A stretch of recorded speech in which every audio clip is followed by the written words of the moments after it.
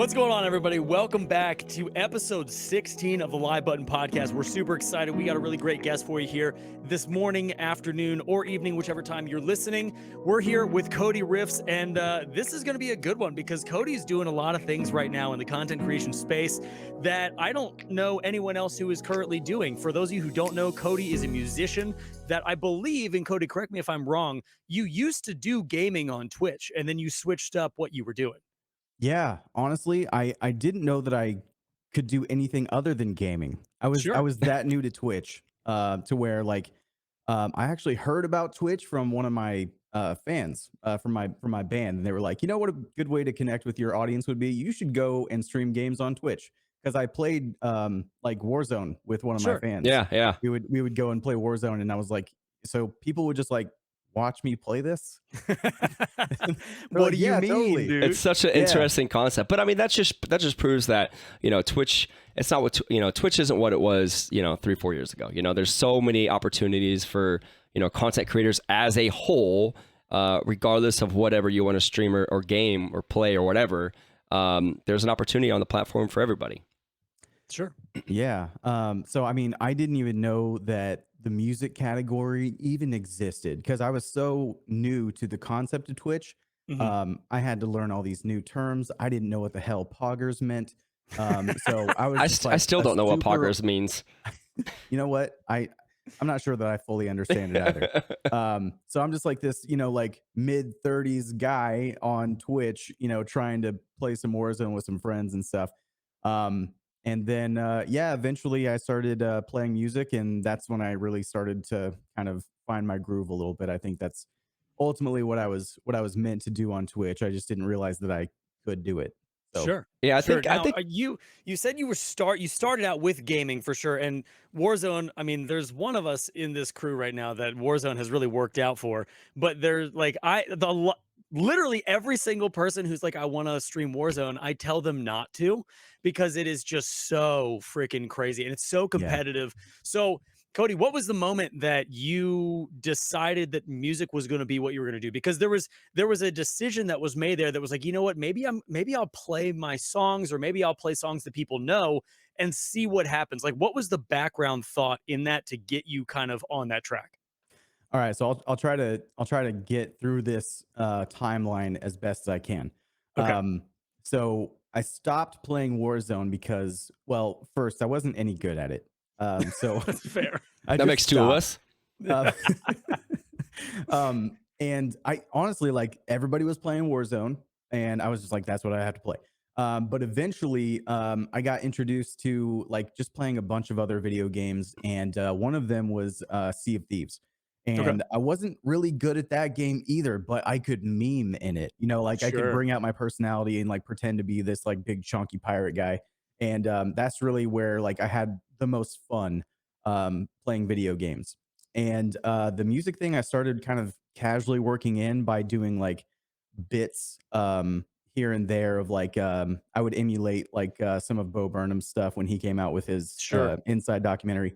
I would do sea shanties, which aligned with the whole pirate thing. Yeah. And from time to time, I would go on my YouTube channel and stream music.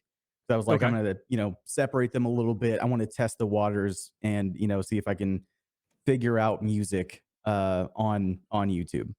And I know this is going to be a fun subject. I'll just mention it now. The turning point was when I was on this app called Hover, Okay. RIP. Okay. I like And it.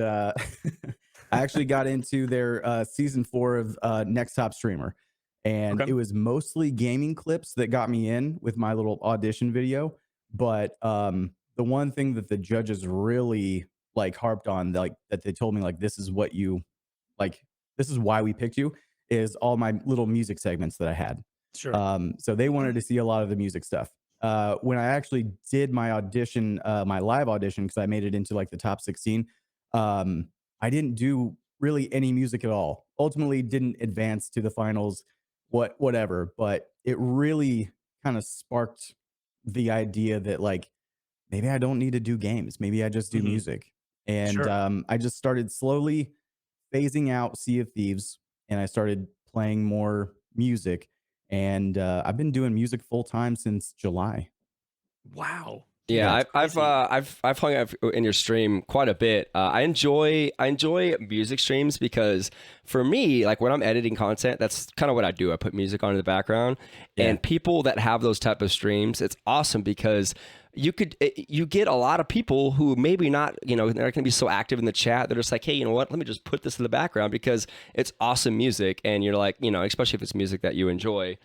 Dude, yeah. And so, it's a great way to get a lot of people who enjoy, just music. That just wants to hang out and just watch you play music. I want to go back to, I think it was sometime last year. I think one of the first videos that I seen of your content, or the content. For those that don't know, I'm kind of sick right now, so if I sound terrible, that's the You reason sound why. gorgeous. You sound great, dude. Keep it Sound up. But one of the first videos that I seen, you got rated by Sweet Tails, right? Yeah. And Crazy your camera, experience. first of all, you have, there's two different things I want to talk about. You have a crazy camera system, right? Like there's some kind, like your cameras kind of move a little bit.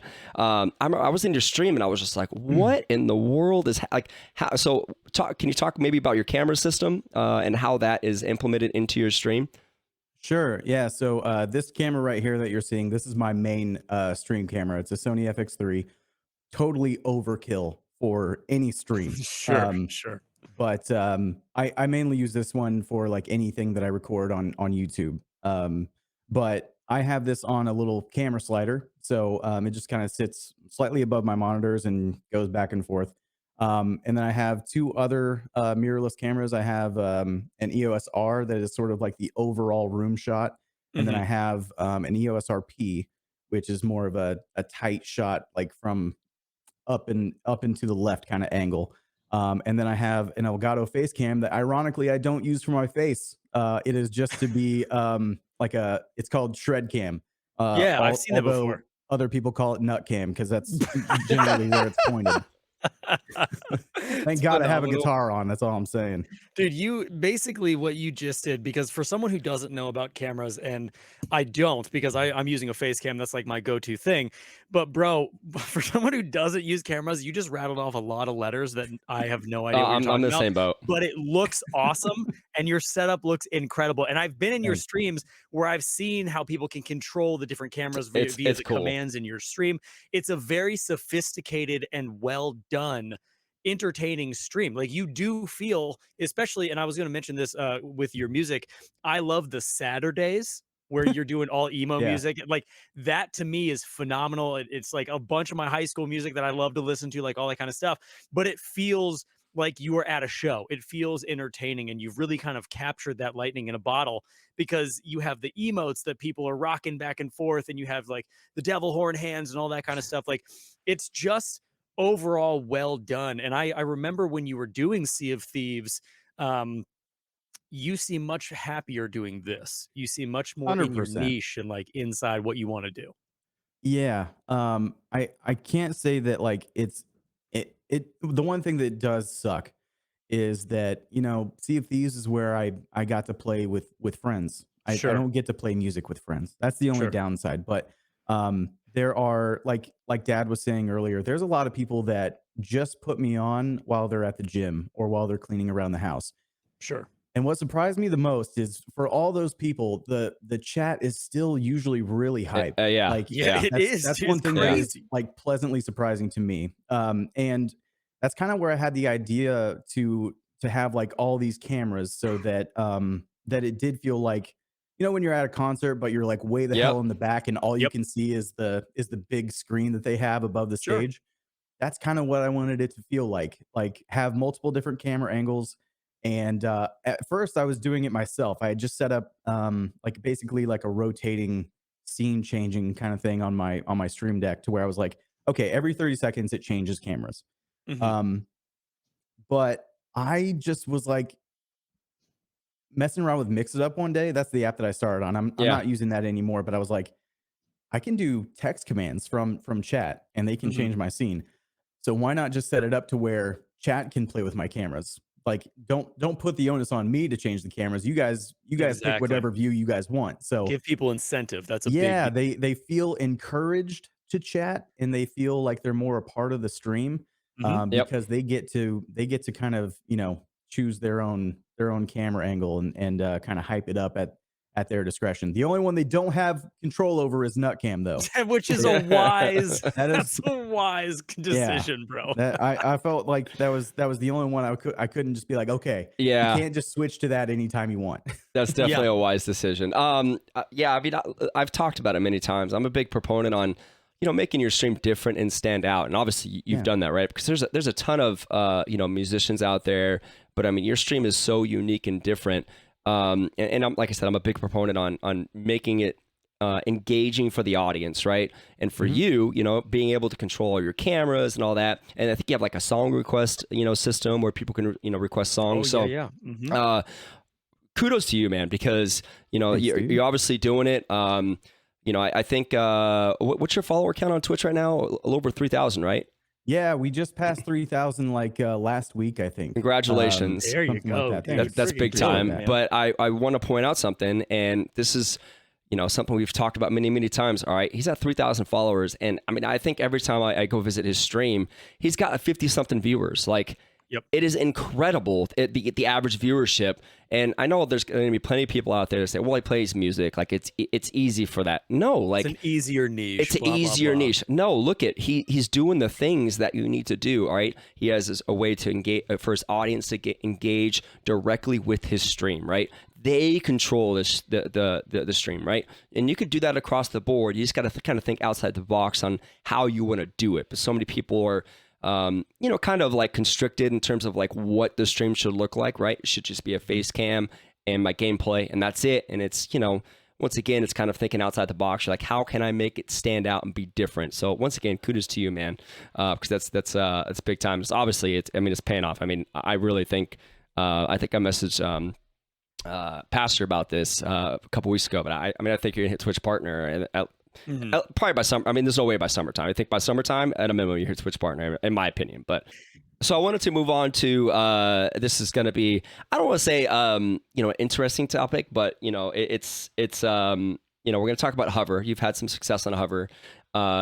Pastor and I have been, there it is. For those that are listening, he's cracking his fingers. No, I think it's gonna be a good conversation because I've said it many, many times in my own content and on the podcast, in the comments. I really do enjoy when somebody else has a different perspective of something that we say we want to talk about, and they want to come and talk about that, and be like, genuine and nice about it and not say you guys are idiots, et cetera, et cetera, et cetera. So, obviously we're big proponents of, and like a lot of people, it seems like came out after hover disappeared. Hover didn't work. Talk about your experience on hover. And talk about how kind of, you grew on hover and kind of made your stream today. Yeah. So, we touched on it a little bit earlier with the NTS thing. And that is still going to be like the most valuable thing that I ever got from that app. But I remember it started on hover January 1st of 2022. And it had already been going for a while by then. I guess there had already been like a lot of hype around it. I was super unfamiliar. But I remember doing kind of an A/B. I had signed up for the app. I had just posted something on TikTok, and I was already, I would say like super successful on TikTok, but I had like 5,000 followers, something like that. It was not nothing. Yeah, definitely not. And I remember posting that video, and I was like, okay, I'm going to also post this on hover and see how it does.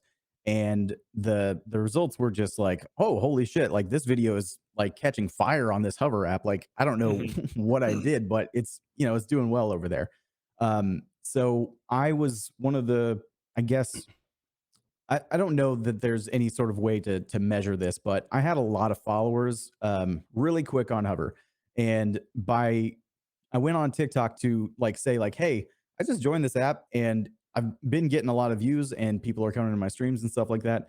And I just think that it's kind of cool. So like check it out if you want to, join or whatever. It's a good way to get your content seen. So I got people got mad at you. Backlash. People got so mad at you, dude. And I was so not prepared for it because I had no idea the accusations. I didn't even know what the hell the gravity system was at this point. Like I didn't know any of this. Was that I your just first like, backlash, like on social media that you had to deal with? Yeah, Yeah, this it's was crazy. the first one where It's I created a terrifying. video and he was like instantly like stitch after stitch after stitch, just like tearing me up. That's frightening. And, I'll have to say, like when you're getting those notifications, just like who stitched it now? Oh, damn it. It's like, not this person. Oh my no. God.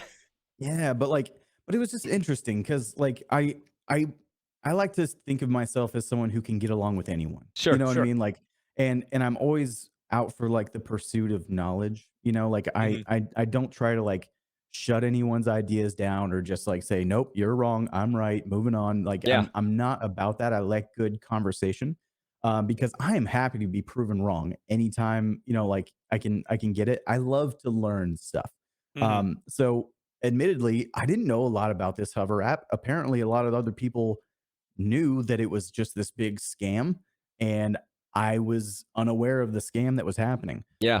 So I was like, okay, well, can you show me where it's at? Because I can't see it. Like they're like, it's just a follow for follow, support for support scheme. And I'm like, at the end of it, after a full year on it, like I followed no more than 69 people because for the giggities. Sure. And I had like 2,500 followers or something like that on the app. That's crazy. Relatively a lot. Yeah, that's incredible. For the app. Because there was only what, like 3,000 people on the app, right? I don't know if there was that few, but like the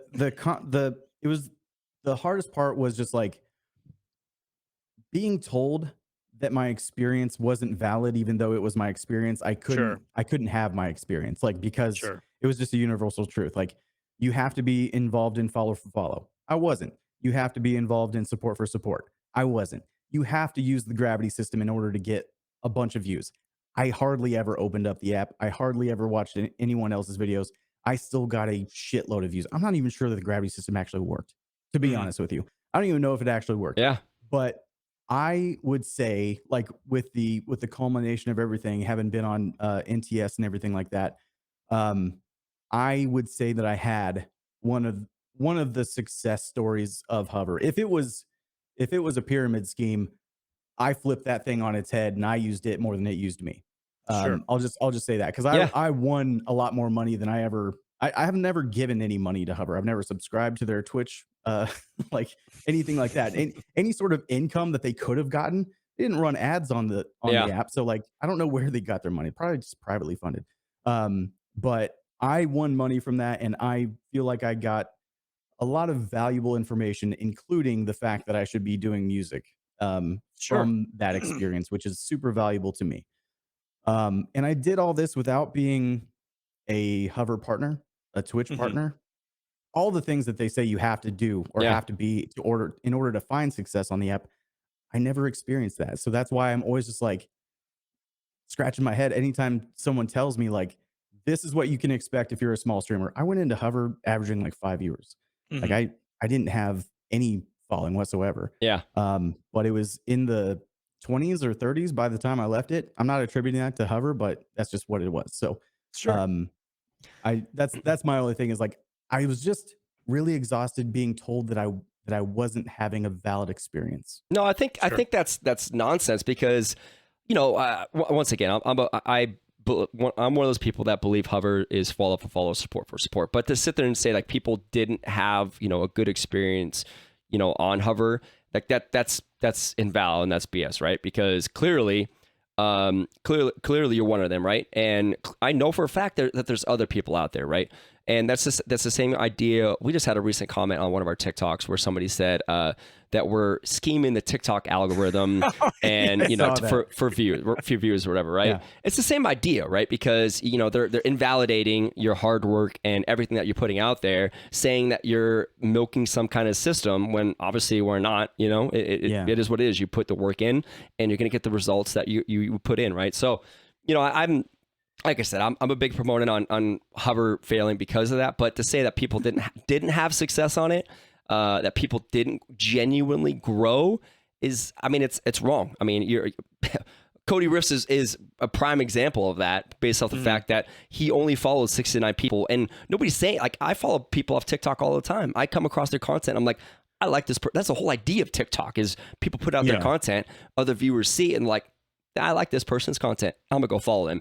There was this kind of the, I would say kind of the same concept as Hover, but that's what it was. So for him to follow 69 people and gain 2,500 followers, like that proves, what I'm saying? Like it worked for him, right? And to take that away from him or anybody else that said they had success off Hover, it's kind of ridiculous. But that's here nor there. One thing that I will say, and something that I have learned, because like I said, I like to learn. One thing that I will say that I've learned from the whole process of arguing with people over Hover, which is silly in hindsight, but one thing that I have learned is that sometimes you're just the exception and not the rule. Yeah. Mhm. And like, I'm not trying to toot my own horn or anything like that. I'm just saying like it didn't happen in my instance, but there are too many examples of people using it like the stereotypical Hover user would use it. Sure. Sure.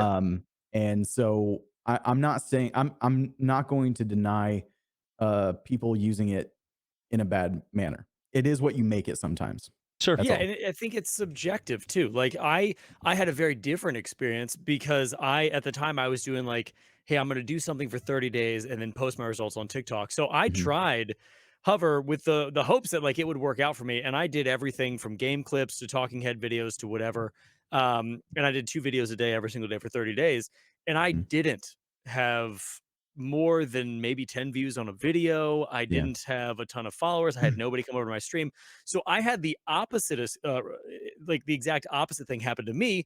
So in my case, my subjectivity in my point of view in Hover is also correct because it Yeah. happened to me. And I think the problem is people look at each other having different forms of success, especially, and it doesn't have to be just on Hover, it can be on anything. And the other person is immediately wrong.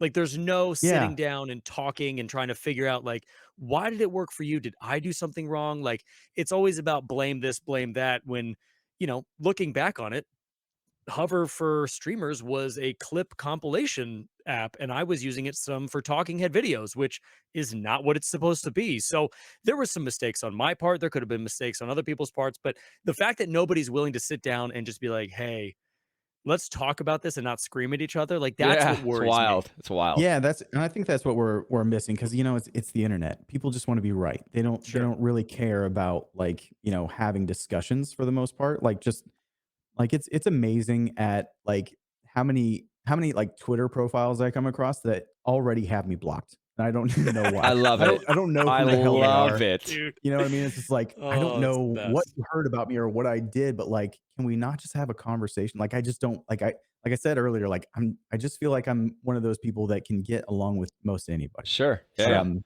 so it's always like, what did I do? Like, what's um, happening? No, it's but yeah, wild. it's like it's just people threw and still do throw heavy accusations out there that it's a pyramid scheme and all that, and it's like, well, those are really big accusations. Do you have any proof? Not really. You have suspicions, but like all you can do is be suspicious of it, and I Mhm. guess that's fine. I'm just saying, like my experience on it, I would say was a good thing for Sure. me. Like Sure. it wasn't a negative, so I'm taking the W on Hover, I suppose. Cody, I do want to ask you a question here, and it's kind of a big deal because this is something that a lot of streamers dream about, and you just had it happen to you. So, can you talk at all about the recent partnership you have with Elgato, man? Like, I'm sure a lot of people would love to hear not necessarily the ins and outs of how everything happened, but what kind of led that to go down? Um, I mean, the it's gonna be a super boring story, I guess. Um, Send it. so I mean, like, without going into the ins and outs, like, I basically, I don't want to put it out there that you need to be like a huge Elgato fanboy by any means, but they do probably want to see that you've used their products at least. Yeah. Sure. And I've been a huge proponent of Elgato ever since I started streaming. By using their face cam. I use their cam links. I use um, their microphones. I use their lights. Like everything that I've had something Elgato since I started streaming. Yeah. Um, so I've always like been a fan of theirs, and I've always just kind of made sure to tag them anytime that I mention them in a video. Yep. and I don't know if that necessarily caught their attention, but it was about probably a year ago when Elgato like commented on one of my TikToks, I think. So I at least had their attention. Yeah. And I did apply for a partner last year, and I got a very nice rejection letter saying that I wasn't, it didn't say like you're not what we're looking for or anything like that. It just said it's just not going to happen this year, Sure. basically. Um, and I saw on Twitter that they were opening it up again for 2023, and I was like the real life version of that Michael Scott meme where he's like, "There's no question about it. I am ready to be hurt again." That was Yeah, that was me. I was like, "I'm ready to do this again." I love it. Yeah. Let's Do give it this another dance go. one more time. But yeah, it's like I don't know. I was sitting there waiting for a long time, and I wasn't waiting for any sort of acceptance or anything like that. I was waiting for another rejection letter because Sure. I just felt like, man, I don't know, maybe my quality's not there yet, or I'm just not, as big of a streamer yet. Yep. Because I think that's another thing that people think that they have to be like a Twitch partner to get some sort of like endorsement like that. But I haven't really checked my average, but I think I'm somewhere around the high 40s, low 50s, somewhere around there. Sure. So I'm not Twitch partner level at all. But they had sent me a message on Twitter when their Stream Deck Plus came out, and I just said something like, "I can't get this right now, guys," because I at the time I was like didn't have a job. Yeah. So I was like, I just Sure. like everything that I do, all the reviews that I did for Elgato, I had to buy them, wait for it to ship, Sure. get the product, learn about it, try it out, and then film it. And the bad thing was I was always, 3 to 4 weeks behind Everyone who, else, yeah. Of course, who got of it, course. ahead of time. So I was like, I would love to do a review on this because a lot of people like seeing the reviews and stuff. And one of their partner managers reached out to me and was like, "I'll send you a Stream Deck Plus. You want one?" And I was like, "Yeah, I do." So Please and thank you. Yeah, right. yeah, and that was really big for me because I was like, "Oh my god, this is like an Elgato, product that I didn't have to pay for. This is amazing." Yes. So Yes. it was the first time out of all the Elgato things that I have that I didn't have to do that. So that was really cool. And then that same partner manager was the one who reached out to me Amazing. like 4 or 5 weeks later and said, "Hey, I saw your partner application come up, on my desk or whatever, and just wanted to see, if this would be something you'd be interested in." And we just talked about the expectations of what that partnership looked like, and came to an agreement. So That's awesome, kinda how man. that happened. Congratulations. I Unreal. want to say, or I want to put out there like a key word, right? Because I think there's a lot of streamers out there kind of get it mixed up, but partnership versus affiliate versus a sponsorship. You see, particularly, a lot of small streamers will put out there and they'll say like, "I'm sponsored" or "I partnered with XYZ company." There's a big difference between those three terms. Partnership being, in my opinion, partnership is probably the best one that you could possibly get, I think, because Top tier. there's both sides are gaining something out of it. You know what I'm saying? They're gaining you, and then obviously they're going to promote you out there and say, "Hey, you know what? If you want to watch some Elgato product reviews, go check out CodyRiffs. He's got some good stuff," right? You did a TikTok recently where you talked about a rate card. This is something I still haven't actually done yet. Mainly, honestly, listen, everybody knows I just don't have the time to do it. But talk about, for the streamers out there that are wanting to get, these kind of, opportunities. Can you talk about a rate card and, maybe talk about yours and building one? Yeah. So one thing that I do like to do is I always like to be pretty transparent about making money in content creation. Sure. It's not my full-time job, so I don't depend on it. But I think it's important to have expectations, when you're at a certain size, you know what I mean? So, Sure. so as far as a rate card, it is basically a listing of the services you offer to a brand, how you can benefit them by leveraging your audience. So, for a lot of us, our biggest followings are on. Let me know if this is not true, but our biggest followings are on TikTok. Yeah. True. Accurate. Okay, so I charge the most for a TikTok video, and right now it was $300 for a feature in one of my TikToks based on the size of my audience. Sure. My friend Knackers has told me that's low.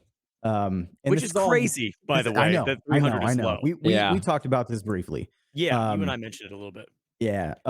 So I don't know that there's any sort of hard and fast rule out there for like what you should be charging. Like I know there's cheat sheets and everything. I use a site called beacons.ai for my all-in-one link, and it also gives you a media kit that comes with like a pricing calculator that says, okay, plug in how many TikTok followers you have, and you hit go, and it'll say like, okay, you could be charging anywhere from like 150 to 300 based on your size.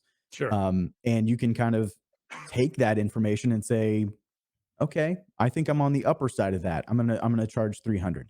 And it really just comes down to negotiating, because a lot of brands out there, you know, they they want your audience, but they, in my opinion at least, it's all circumstantial. Am I going to be shooting this? Like how long is it going to take me to actually do this? Like, Sure. Yeah. do I need to do a bunch of research? Am I going to be editing this, or am I just giving you raw footage so that you can edit it? Am I adding graphics? Am I promoting this to my audience, or am I just giving it to you to promote to your audience? Like, are you just going to use me as a poster boy? There's a lot of different factors that kind of determine the price. So I like to just set a standard rate and then say it's negotiable just based on like what the deliverable is. But you know, that number goes down depending on what platform it is. So I offer dedicated videos as well as just like shout out videos, like just mentions for both TikTok and YouTube, because those are my two biggest platforms, I would say. And then even though I don't have like as much of a following, I still charge a little bit of money if a brand wanted me to like shout them out on Twitter or Instagram, something like that. Those are like $20 and $30 you know, things. I don't have Sure. a very big following on either of those, but you know, it's getting there. But I mean, my rate card is always changing. It's always evolving and things like that. But I mean, like it's just something to where you can use it to show off your social stats and be like, look at my engagement rate. This is why I'm charging this much money. Yeah. And I just think it's good to know your worth, because I was approached by some brands early on, and I didn't end up going through with it, but like they were just embarrassing offers that I'm glad I didn't take. You know what I mean? Like, and this is when I was at 10K on TikTok, and I was like, man, I was basically just, you know, pretty much going to be doing it for free for the exposure. You know what I mean? Sure. But yeah, I think it's just important to know your worth. So if you don't have a rate card, I would highly suggest getting one. I like it. Super good. I definitely need to make one. Yeah. Yeah, I've you know what I have? I don't have a rate card. I have a notes page on my computer that I refer to from time to time. One day we'll get our lives together over here. One day, dude. One day. All right, listen, guys, we really appreciate you sticking around. Cody, we 100% appreciate the conversation. It's been so fun having you here. Thank you so much for coming in. We appreciate you being on the Live Button podcast. And Cody, every single time we have a guest come in here, man, we always want to link their socials down on the bottom. So where can they find you if they want to find you? You mentioned you have a YouTube, a TikTok, Twitter. What are your socials? What are your handles? All that kind of stuff. Yep. So everything is at CodyRiffs. I've got that everywhere you can find me. That'd be TikTok, YouTube, Instagram, Twitter, and Twitch.tv. You were one of the fortunate ones to get your name for every single one. I only so jealous. I only had to go through like a couple rebrands to finally get a name that was available everywhere and that, you know, sounded decent. So I love There it. you go. There you go. All right. And Dad, where can they find you, bud? Yeah, twitch.tv/DadTheGamer, spelled GAM3R. Everything else is DadTheGamer. What about yourself, Pastor? Yeah, dude. So you can find me on TikTok, Instagram, Twitter, and YouTube at iampastorgainz. You can find me at Twitch at Pastorgainz. And then if you like Elden Ring content and want to see my YouTube content over there, is Pastorgainz Games. We're doing a lot of big things over there right now. It's really fun. It's great watching that channel grow. So, guys, that is going to be it for this episode of the podcast. We appreciate the heck out of all of you guys for listening. If you are watching on YouTube, make sure to hit that subscribe button. We appreciate that. And until next time, guys, we will see you later. Later, guys.